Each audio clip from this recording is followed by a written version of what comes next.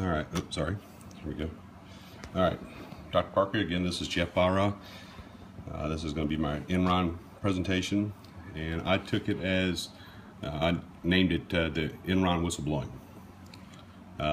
Back then, what is it, 20 years, 16 years, 15 years, like I'm talking about, half a century. But 15, 16, 17 years ago, whistleblowing, while there was some protection, after Enron and WorldCom and all these big massive companies that went belly up, whistleblowing became more of a protection, or there's more protection offered to whistleblowers. So I took it, from that perspective, as an employee, how safe or how confident would I be in airing all this laundry out, this dirty laundry out? So my question is, would I or could I? And the question is, as a new accountant at Enron, would I had the courage to stand up against the upper echelon executives, 29 of which had indictments brought against them, and report their malfeasance to authorities, the SEC, the police, FBI, whomever? That's a tricky question, especially back at this time. Enron was the 7th largest company in the world, or in the Americas. They were one of the largest natural gas companies in the world, and by far they were the largest company in the South. If you were lucky enough to get on with Enron back then, it was a huge step up for you personally, and as well for your resume for the future. So that's something that you have to, as a person, you have to weigh. As a new accountant, is this what I need to do? Is this what I'm going to do? I like to think I would. Because of Enron and companies like it, we now have the Sarbanes-Oxley Act. That's to protect investors. This particular publication says it perfectly: to protect investors and really all stakeholders in a business firm by improving the accuracy and reliability of corporate disclosures, such as earning reports, pursuant to security laws and regulations. Prior to Sarbanes-Oxley, well, there are many other facets to it, but one of the biggest things to me was the president of the company or vice president could absolutely deny responsibility by simply saying, yes, I was the president of the company, but I had no idea what the financials were. Sarbanes-Oxley ended all that. As a young executive in 2001, 2002, I went through the change of Sarbanes-Oxley, which was a massive headache. At the time, we were miserable, but I understood what it meant to go through this, and eventually it was smoothed itself out, and it's helped a lot. Some of the parts of the Sarbanes-Oxley Act that, as a young accountant, would have benefited me back then. The CEO and CFO must review all financial reports. In other words, if, in this case, Fastow, who was the CFO, doctored up the financials, a month in, the CEO would meet with him as a CFO and review all the financial reports. So at the end of the day, neither one could deny responsibility. And as a young accountant, if I knew that the CEO was going to meet with the CFO, I would have a little more confidence in going to him or her to express my curiosity about how the accounting was going down.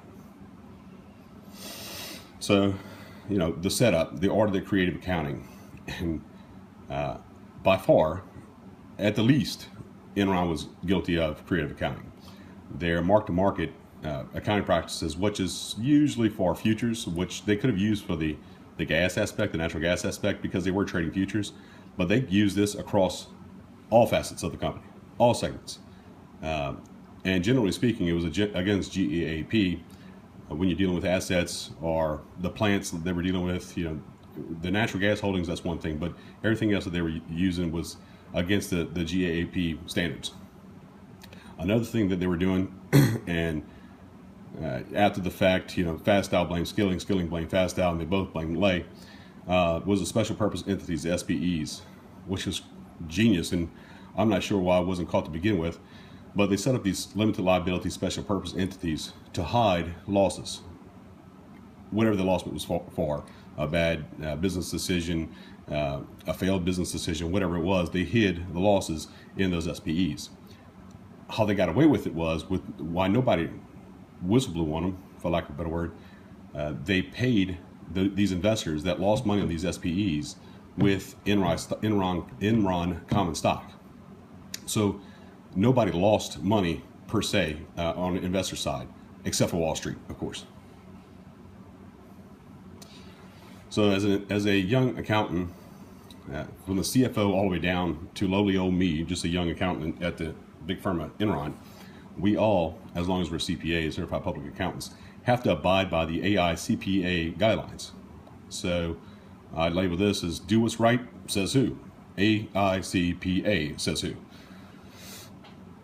One of those things that you have to do, there's oath, just like the medical profession, a lawyer, whatever the case is, you have an oath that you have to abide by. And part of the AICPA oath is that you're going to do, here I'll read it to you real quick, that you're going to have integrity, which requires a member to be, among other things, honest and candid within the constraints of client confidentiality. with this Enron deal, it wasn't a client unless you're Arthur Andersen, but as a young accountant working for Enron on behalf of Enron, you still have to abide by the fact that you need to be honest and candid. And with the exception of one person, really, in Enron, nobody was. The entire company, at least the executives, were looking out for themselves and making themselves rich. The one person that stood up to it was Sharon Watkins. Sharon Watkins, now, I'm not saying she was a Robin Hood or she was truly a saint. She did have some inside information that she traded stocks on, but it was only about $50,000 only. In comparison, though, that was just a drop in the bucket to the millions and millions and millions that everybody else that made off with. But she was a VP of Enron. She first alerted Ken Lay to the potential improprieties as it relates to the accounting principles that they had. Now, Arthur Andersen was the quote-unquote independent auditor that was supposed to be looking over all these things and making sure that everything was okay. But that auditor that was working for Arthur Andersen kind of turned a blind eye, and actually he may have been complicit on all this. But aside from Sharon Watkins, there was a fellow by the name of Baxter who realized what was going on, brought it up. I believe it was about 8 months in advance. Nothing was done about it. He had such guilt that he ended up committing suicide, left behind a family, a wife and children, because of the guilt that he suffered from. He just succumbed to the guilt. Anyway, back to Sharon Watkins. She was eventually named Person of the Year, co-Person of the Year, for her whistleblowing. And again, I go back to what I said to begin with. As a young accountant, that's a major decision that you have to make going against a multi-billion-dollar company. What could turn out to be a he said, she said. Sharon Watkins was probably one of the few people in that that chain of command that could have done something and said something that had the weight to say something, and probably the proof as well. So at the end of the day, the question is, would I have? And I say yes. Consider myself a forward thinker. When you read my report, I put all this in there. But I consider myself a forward thinker. I try to think of how my decisions will, affect others, what ramifications I might have on others with my decisions. So I would like to think that I did, or I would have blown the whistle.